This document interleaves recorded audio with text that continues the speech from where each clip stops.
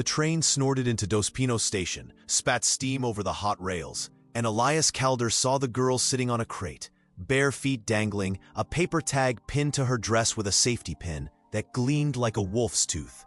She stared into the empty air like someone listening to something far away, and when the passengers spilled across the platform, no one reached out a hand to her, so he walked over, his boots thudding on the boards, the smell of iron and sweat everywhere, and he said in a tone that fit right into her ear, no louder than a bell's whisper, "What's your name, little one?"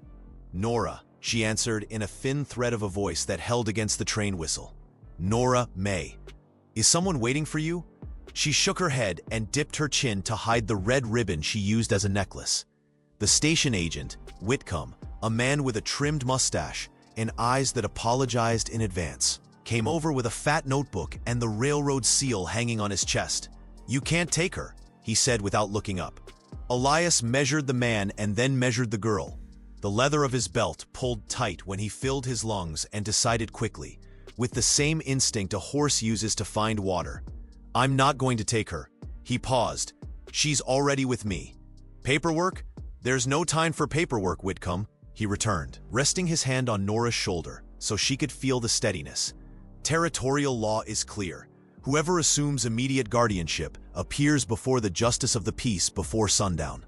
"And who guarantees you'll come back?" "The word of Elias Calder," he said, and the platform grew a little quieter just from hearing the name. In Dos Pinos, the cattle baron had the face of a trail and numbers in the bank. But it wasn't the money that hushed people. It was the rumor that before he was king of cattle, he'd been a wartime gunman, and before that, a telegraph operator on the forward lines, the man who invented a bell code to warn of attacks on moonless nights. Whitcomb swallowed hard, scratched something in the notebook, and loosened the knot of his tie. "Until sundown," he muttered, and left like someone fleeing from a shadow at noon. Elias crouched down to Nora's eye level. "Do you know where you came from, Nora May?" "From back east," she said, clutching a piece of paper that wrinkled the front of her dress from underneath. "Mama said I'd hear her name in the whistle, and I just had to follow the sound." "Where is your mother?" "She burned." The word cut wrong like a dull knife. Elias looked at the paper, held out his palm at a silent request, and Nora, suspicious in the way of a girl who has already seen too much, needed 2 seconds before handing it over. It was half a strip of telegram, letters hammered into yellowed pulp. "Delivery, Sequence 7, Hymnal 23, Joe." The rest was missing as if a mouse had eaten it for supper. The mechanical lettering didn't surprise him, but the arrangement did, because no one used SEQ and hymnal in an ordinary telegram. That was code, and not just any code. It was the echo of a cipher that he, young and foolish, had invented in the blood-soaked lagoons of the Desert War, when he'd needed to turn church hymns into maps so his men could cross outposts without raising dust. His stomach sank like lead. "Who gave you this?" "Mama left it pinned. She said it was a key."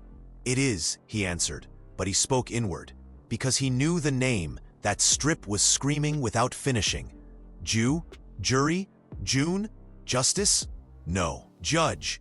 Judge was what they called Asa Harrow, Commissioner of Land and Railroad Security, a man who wore a black coat even in the heat, and whose hands never touched mud. Elias felt memory open like a wound. Asa was the investor who had convinced him to stretch rails out to Dry Creek's Valley, promising prosperity for Dos Pinos, and the same one who months later bought up half the town's debts and locked Smiles inside contracts. "We're going to find the justice of the peace," Elias said, and then a plate of beans. Nora nodded, but she gripped his fist like someone grabbing a riverbank before being swept away by the current. The news that Elias Calder had walked out of the station with a little girl in his arms ran faster than water in the canals. When he turned the corner onto the main street, the shadow of May Delaney's saloon touched his eyes. The proprietress, a redhead with a long neck and hands that knew how to roughen glasses and caresses alike, appeared in the gallery with a towel over her shoulder. "What did you get yourself into, Red?" she called, using the old nickname only a few close people dared. Into something that was already mine, he answered without slowing his step. And money won't fix it, May shot back, reading him. Not this time. Then come in later for a whiskey that'll nail your chest back in place. If I don't nail it with lead first. Go easy, she asked, her eyes falling on Nora with a fierce tenderness.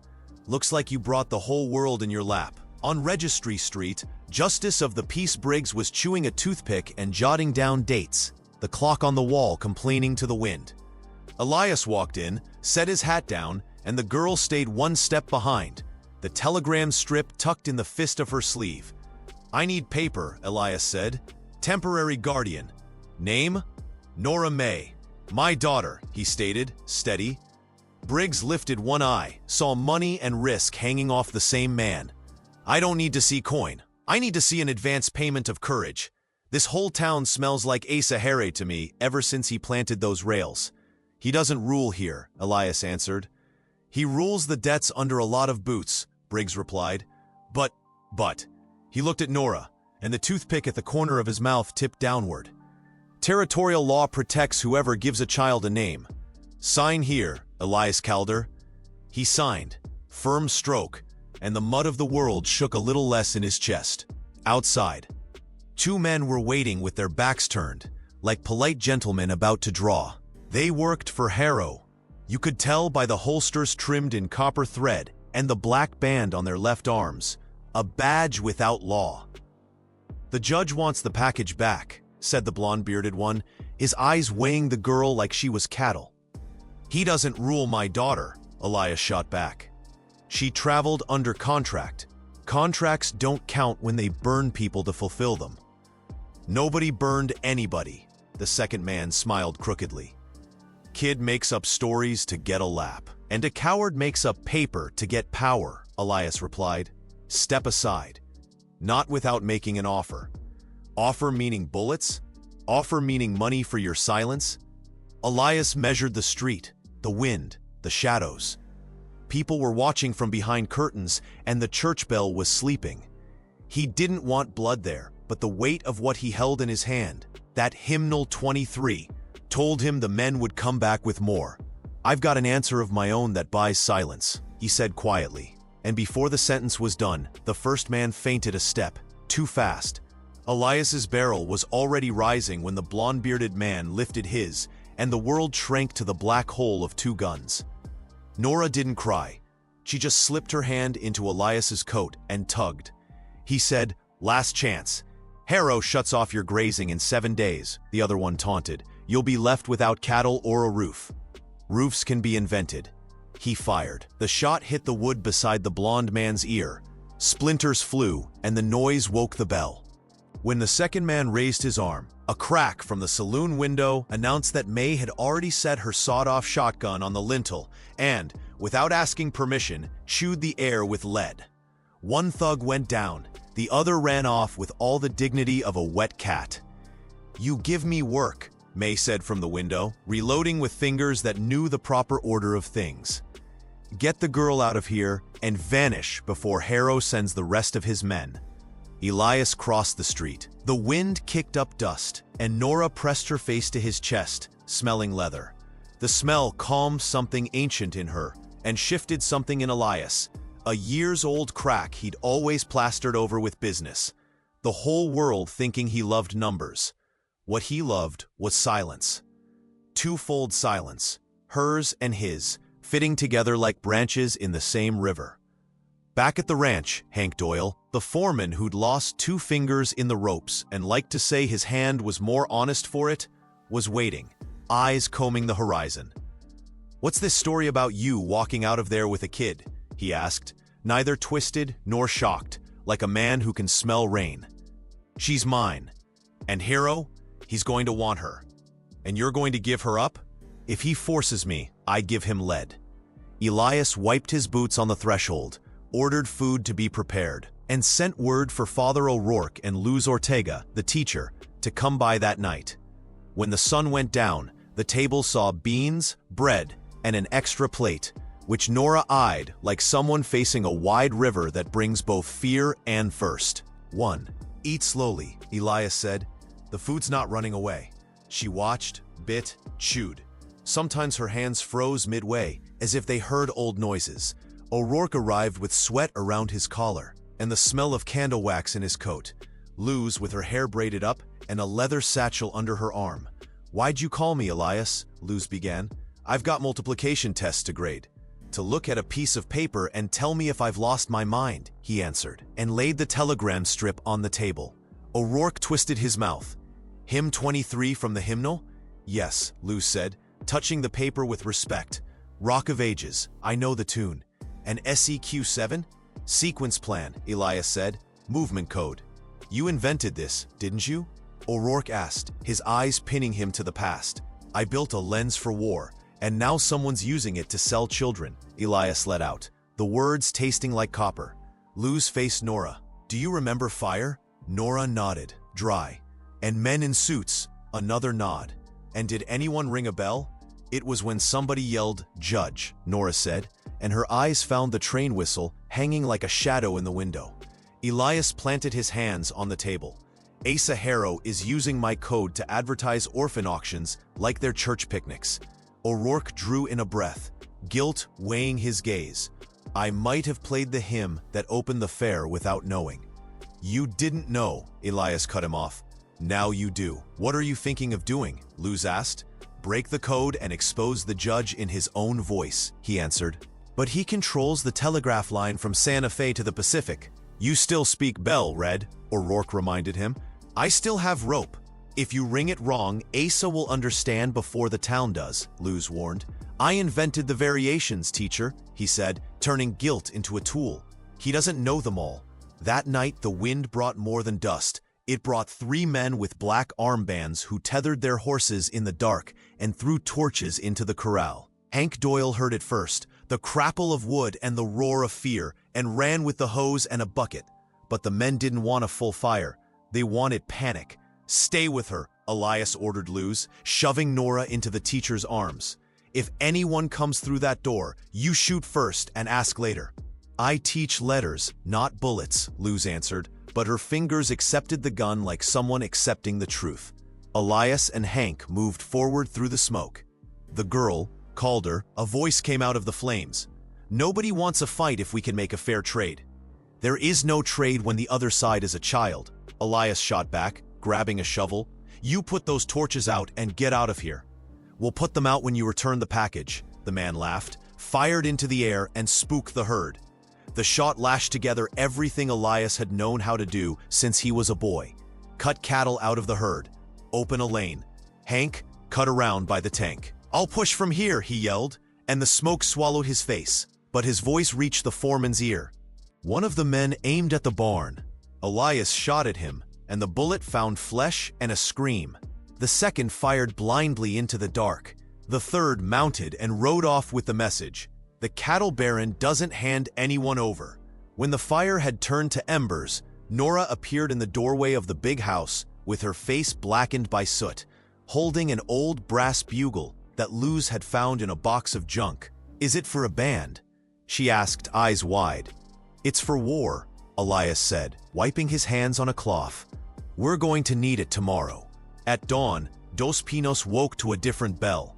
O'Rourke climbed the tower, sweat running down his back, and rang what sounded like Rock of Ages. But in Elias's time, there had been 3 notes inverted, a pause moved from where it belonged, and a hard snap on the rope that didn't belong in church. Anyone who only knew music thought it was a mistake.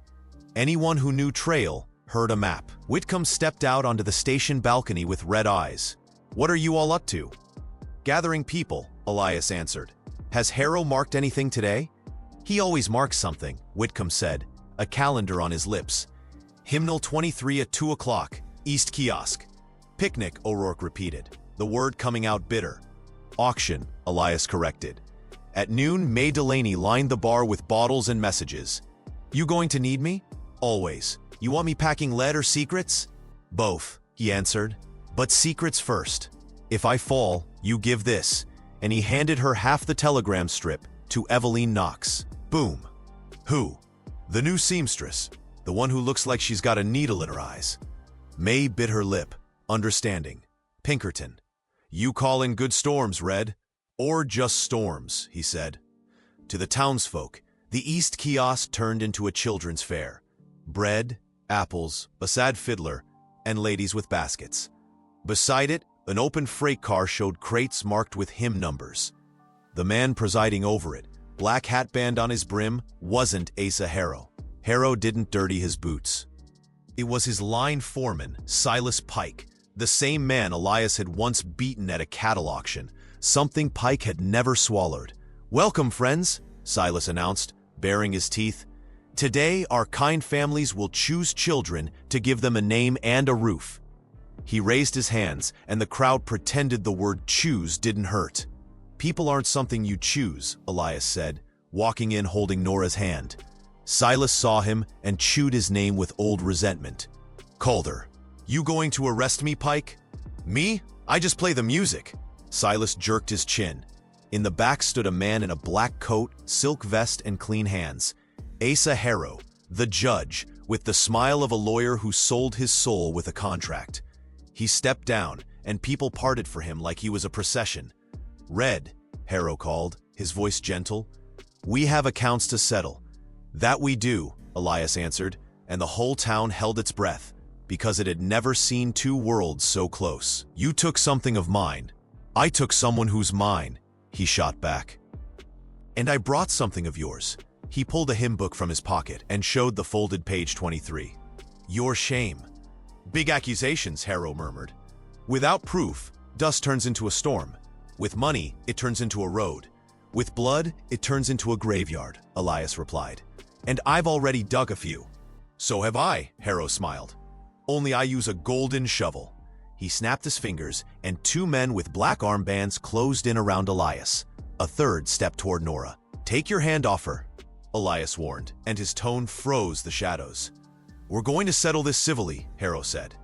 "Hand over the minor, come to my office in the silver car, and I'll give you back your land titles I bought yesterday at the bank auction."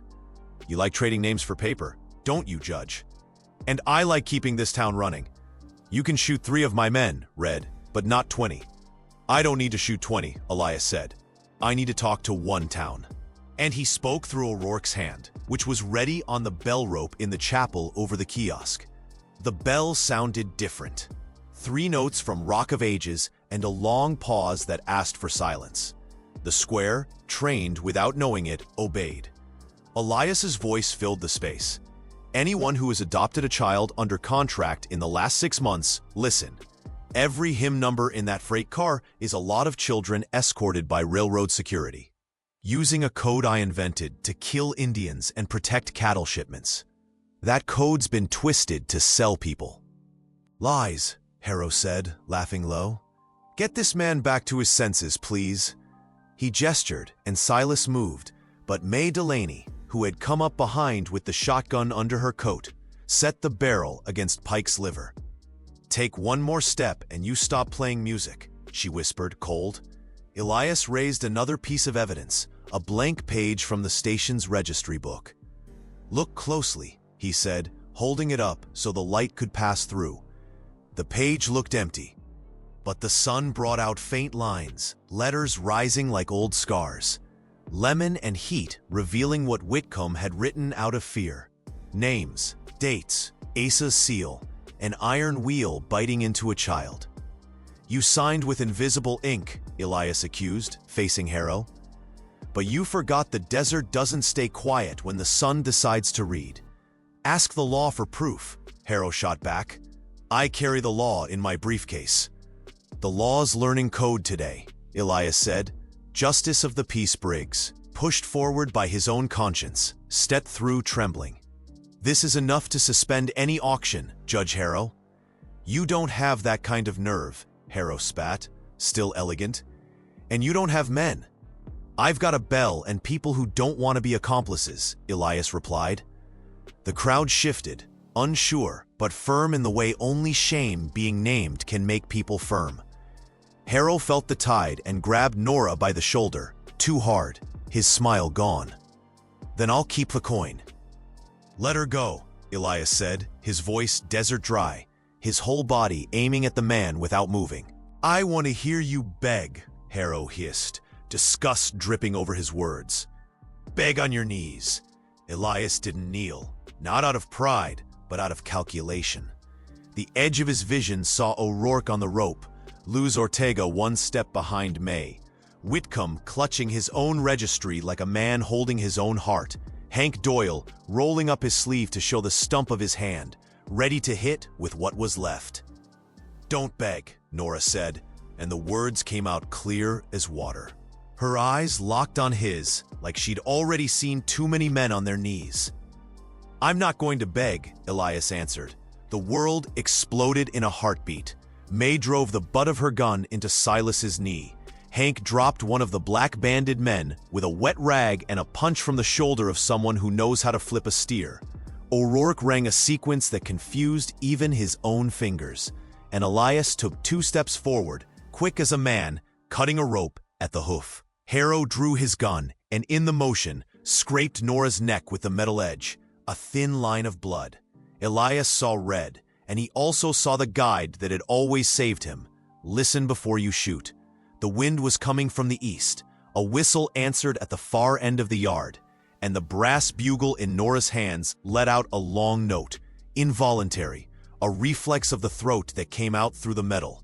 It was enough. Harrow glanced for a split second at the sound he hadn't expected, and in that second, Elias fired. The bullet tore away the judge's certainty, along with part of his well-pressed coat. He went down sideways, but he didn't die, because men like Asa Harrow had learned not to die easily. "It's over," Elias said, without conviction. "No." Harrow coughed blood and laughed. "You haven't proved a thing. You just shot the man who keeps your roads open." "I keep my roads open with cattle and my word," Elias answered. "I'll buy you tomorrow," Harrow threatened, clutching at his clothes. "I'll buy you and that little thing." Elias walked over to him with a calm step, took Harrow's hand, and turned the palm up to the light. Ink in the furrows, lemon dried without washing off. He'd used his fingers to hold invisible pages. "You left a mark, Asa," Elias murmured, "and you're going to leave another with your own voice." He hauled Harrow's half-dead body up by the armpits and dragged him into the telegraph office, just a few yards away. Silas Pike tried to block the door, took a second bullet in a place that wouldn't kill but would hurt, and screamed like an animal caught in wire. Inside the office, Eveline Knox was already there, looking like a seamstress who'd come in to fix a curtain. She dropped her needle and opened a metal case stamped with the Pinkerton seal. "Your time's up, Judge," she said, professional. "All that's left is the recording." "Recording what?" The man was frothing. "Your rescue order." Elias pushed Harrow into the operator's chair, set the judge's fingers on the telegraph key, and pressed the tip of his gun to the bone between his eye and his ear. "You're going to send a coded message to your stations. Hold all shipments. All contracts under investigation. By order of Asa Harrow." "You think I'm going to—" He didn't finish. The barrel pressed harder, and the pain from his wounded shoulder did the rest. Eveline fed a paper strip into the receiver, and the stretch of tic-tac slid into Harrow's body like a snake. Tu-tu-ta-ta-ta. He was weak. He tried to cheat with a sequence that sounded almost right. But Elias knew the difference between a pause of fear and a pause for a letter. Again, he ordered, in the tone that doesn't change between friends and enemies, the tone of someone who's held another's life by a thread. "You have no idea who you're dealing with," Harrow hissed. "I do," Elias answered, glancing at Nora, who was holding the bugle in both hands, the bleeding on her neck already stopped. "I'm dealing with someone who stole the town's voice. I'm just giving it back." The telegram ran down the line towards Santa Fe. And in Santa Fe there were Asa's men, and there were agents, and some of them were the same men. But now his name traveled like a knife, and no hired gun can catch that with his hands. When Harrow finished, Elias inhaled. Eveline took the tape, folded it, and tucked it away as evidence. "I need your signature, Calder," she said, "and courage for what comes next, because if I fall, this town goes back into his hands, angrier than before. I'll sign." He picked up the pen, but a shadow fell across the doorway. Silas Pike, staggering and full of hate, gun in hand, his eyes wrong. Out west, the man who controls the telegraph door runs the show, he said, and fired. The shot caught Elias in the shoulder and threw him against the wall. Nora screamed, a short, raw animal sound he'd never heard from her. Eveline fired back. Silas dropped to his knees, and dying, he smiled with blood in his teeth, because he believed in the kind of victory where you take away the other man's hand. Elias felt the world spin, iron on his tongue, and clamped his shirt over the wound. "Daddy," Nora said without thinking, and the word went into him like medicine and a knife at the same time. "I'm right here," he answered, and held his breath until the pain turned into clarity. Outside, the town was waiting for the kind of ending real life rarely gives. The bad man falling, the dust settling, and everyone applauding. What came was harder. Ranchers who had signed guardianship contracts lined up, torn between shame and anger.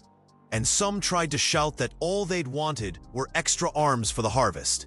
Luz faced them with the eyes of a teacher who doesn't fear the inspector. "Arms are not land," she said, "and children are not tools." Briggs, the justice of the peace, raised a trembling hand. "I hereby suspend this auction, and pending a new territorial review, I place the children under the guardianship of the town, represented by Father O'Rourke." "Me?" the priest swallowed. "I only know how to ring a bell." "The bell gathers people," Briggs answered. "People do the caring." "And who takes care of Harrow?" May asked, wiping blood off her gun stock. "The law," Eveline said coolly, tucking away the tape. "Today, the law has tape and ink." The sun tipped its hat over Dos Pinos as they carried Asa Harrow, still alive, to the silver railcar, now a prison seat. Elias, bandaged, walked to the platform with Nora at his side. The pain hammered harder than a mallet, but he kept his back straight, like a man carrying a river. Whitcomb appeared with 2 papers. "The first is an apology that doesn't cover what I owe, but it's what I've got.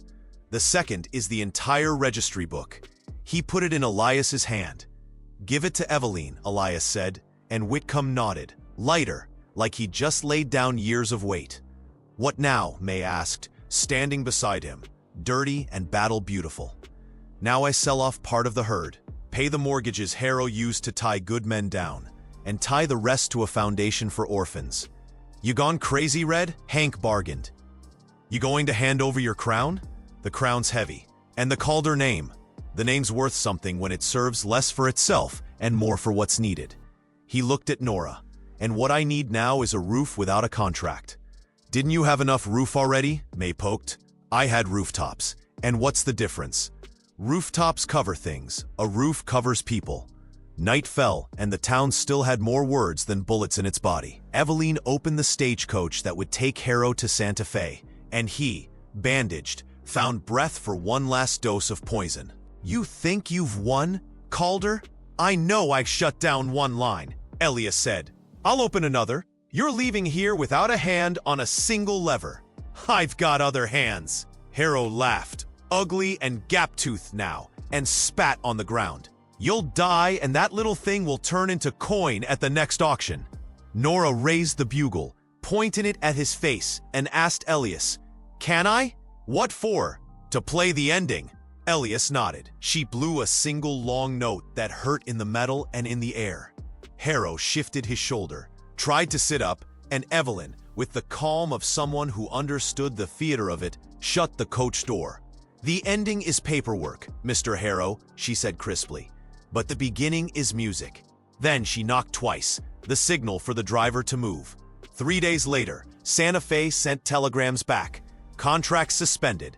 Federal investigation. Auctions shut down. Asa Harrow formally indicted. The town that had danced on the edge of an abyss finally breathed. But it was the breath of someone who'd run too far, short and painful in the chest. Elias called a meeting in the big barn where they kept hay and stored rain. "I've got a proposal," he said. "I sell 3,000 head of cattle and start an orphan house in the old Devereaux mansion. Luz, you run the school. Father O'Rourke, you ring the bell and teach them to read music. You handle the kitchen and discipline. Hank, you take the garden and teach roping. And you? May asked. I'll take care of whatever's left. And what'll be left? Doyle asked, half sure, half grieving. Elias looked at Nora. Us. And everything else? Eveline appeared in the doorway, her hat pushing the shadow ahead of her. Santa Fe wants you to come testify.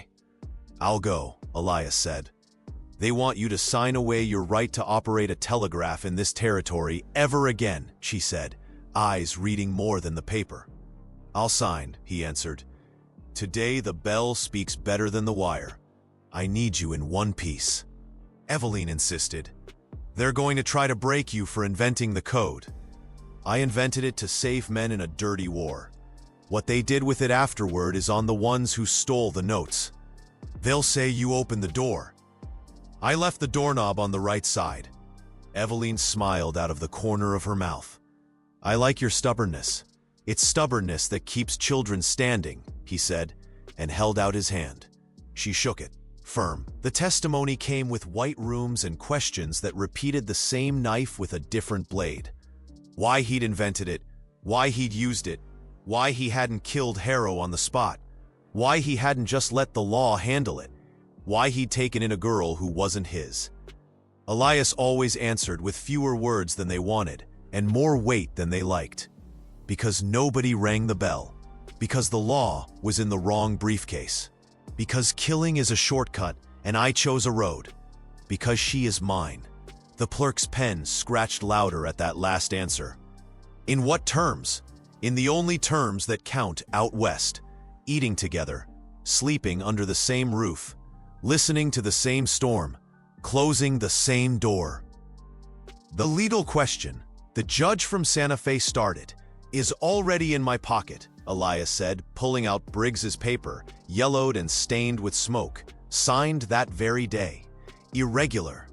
Anyone who lives in the territory learns that straight lines sometimes run along goat trails.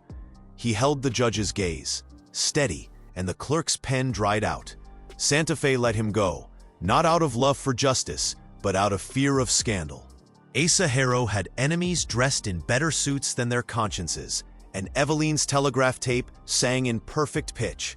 They came back to Dos Pinos under a huge sky, that cotton and blue afternoon that almost convinces a man the world might work.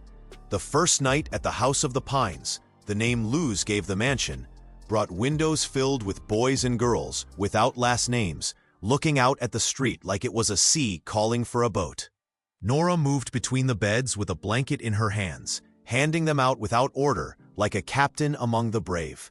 You don't have to take care of everyone, Elias said, from where he leaned against the post.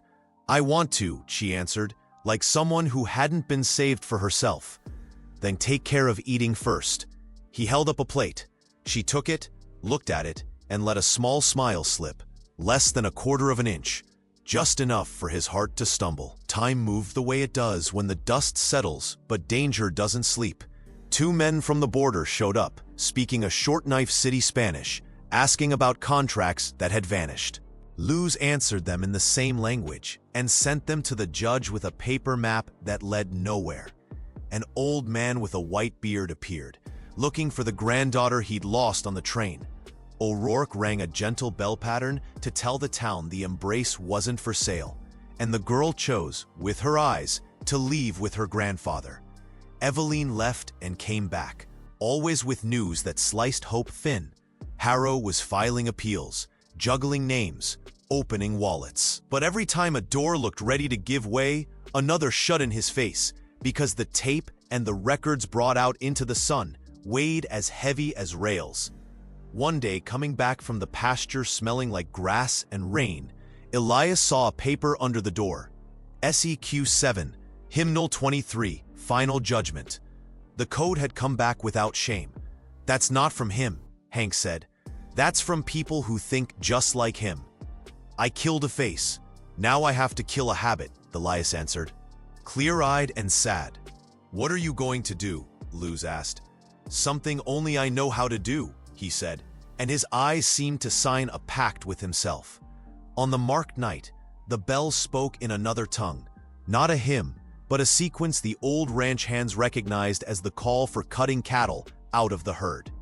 The men of Dos Pinos lined up at the mouth of the valley.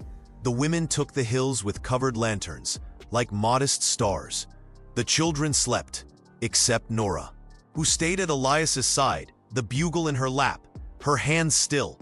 "You stay behind me and don't let go when I speak," he said. "I'll play when you fall," she answered, like she was repeating study night instructions. "I'm not going to fall. If you fall, I play." We agreed on something. We agreed on the truth. Elias took a deep breath. The wagons rolled in without music. Men with their faces covered, children with new tags written by hand. "Who's in charge here?" Elias shouted. Voices bounced back, none brave enough to be the first. He raised the hymn book again, its edges burned, and what made the difference wasn't a gun, it was memory. "This code is mine, and there's one note I forgot to teach," he said, and banged a hammer 3 times on a rock, the interval measured. Habit-sick thieves didn't understand it, but anyone who had studied the bell's shadow knew it was a disperse order, and more than that, a password meant for one face. A man yanked the cloth off his face, nervous. "Who are you?" he asked, his voice dusty with big city air. "I'm the man who invented the language you're stealing, and the one who knows the phrase you don't," Elias replied. "The phrase that sends everyone home, with no chance to answer back." "Liar, am I?" He hammered out another sequence, and lanterns lit up on the hills in reply, drawing in the dark a sign the town wouldn't recognize, but the old war men would. A broken circle, an old symbol meaning no command.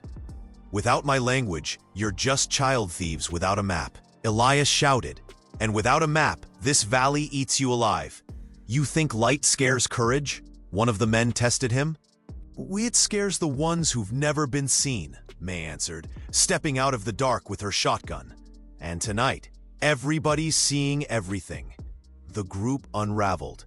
Some left the children on the ground out of fear of lead, others out of shame, and 2 came charging on the desperate courage of men with nothing to lose, and wound up slammed against the fence by Hank, using his good hand and the eyes of someone who's watched calves die of thirst and refuses to see people die of contracts. The children were gathered up, and a woman cried the tears she'd stored for months, kneeling in the dust. "This won't stop," Lou said on the road back. "It will, once the code is gone," Elias answered. Back in town, he pulled a leather-covered notebook from his pocket. Not a cattle ledger, but the codebook he'd invented in the days of dust and uniforms. He went to Sanchez's forge, asked for live coals, and stood in silence, watching the fire say what needed saying. Nora leaned against his shoulder, the fine line of her scar still visible on her neck. "Does that hurt?" she asked. "It's going to hurt in a different way," he answered. "I was good at this. At making code, at hiding voices. And now I'm going to burn the language and listen to the bell." He tossed the notebook into the forge. The leather screamed. The pages twisted, and that part of him, made of notes and pauses and young man's pride, turned into smoke that rose straight up like a prayer. No one spoke, and it was the silence that did the whole service. The next morning they woke to the prettiest sound a town can hear. Nothing bad happening. Eveline arrived with a paper from Santa Fe. Asa Harrow had been sentenced. 9 years back east, barred from touching a telegraph or walking into a railroad office. "It's not much," May said. "It's shut," Eveline answered. "And everything else?" the priest wanted to know. "Everything else stays in your bell tower, Father." At dusk, O'Rourke climbed the steps and looked down over the town from on high. Roads, dust, the train pulling in 2 hours late, and not a single paper tag pinned to a child's dress. He rang the bell once, a distant sound that nudged the night gently. Elias and Nora were sitting on the station steps, a plate of bread and beans between them. "When are we traveling?" she asked, without looking up from the plate. "Traveling where?" "To see the ocean." "What ocean?" The one Mama talked about. Elias breathed in, the air full of iron and warm bread, and a far-off memory of the east brushed against the western light. "We're in an ocean," he said, "just one made of land and cattle. It doesn't have waves, it's got wind. And how do we dive in? Close your eyes and listen to the bell." She closed her eyes and the bell rang, a single strike that landed just right in the town's open palm. He looked at the broken clock on the wall, the one that had never told the right time, and laughed under his breath. Nora opened her eyes and raised the bugle. "Can I play?" "You can, but only after the bell." She nodded and waited for the next chime, the one that tasted like a new habit. Then she blew 2 short notes, a call that wasn't a war password or an auction code or an escape map. It was an announcement. People climbed down from the train car, looked at the sign that said Dos Pinos, and no one went searching for a child to choose. Whitcomb, the station agent, opened the registry book, this time with ink in plain sight. Eveline headed east with the tape and her calm. Luz walked out of the schoolhouse with chalk on her fingers. May shut the saloon early and stayed on the step out front, arms crossed, watching a street that for one day was safe. Hank led an orphaned calf to the House of the Pines and showed a boy how to feed it milk without choking it. O'Rourke adjusted the bell rope and decided, deep down, to ring hymns without numbers for a while. Elias took Nora's hand and squeezed, not to hold her still, but so she'd feel that the word roof now had flesh. "Daddy," she said, trying the sound without fear. He didn't answer with a speech. He wasn't a man for speeches. He just bowed his head, touched his forehead lightly to hers, and watched the train easing in as if asking permission. "Did the train get here?" she asked. "It did, little one." He tightened his grip on her hand just a bit. "Today, nobody steps off alone."